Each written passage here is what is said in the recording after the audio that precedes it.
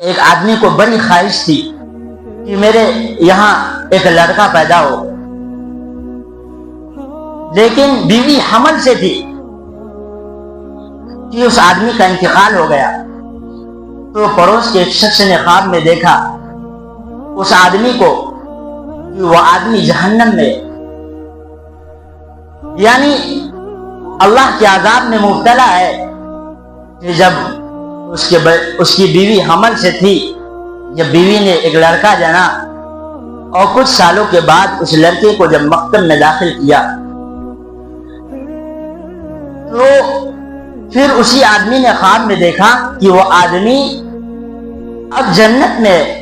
تو اس آدمی نے پوچھا کہ آپ کے ساتھ، آپ تو کچھ دنوں پہلے جہنم میں تھے، آپ کو اللہ نے جہنم سے بری کیوں کر دیا؟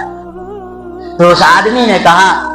کہ دراصل اللہ رب العزت نے مجھے جہنم سے بری کیا، بات یہ ہے کہ آج میری بیوی نے میرے بچے کو مدرسے کے اندر داخل کیا اور میرے بچے نے آج بسم اللہ الرحمن الرحیم پڑھا، یعنی اللہ کا نام لیا، اس کی بدولت اللہ رب العزت نے مجھے جہنم سے نجات دی۔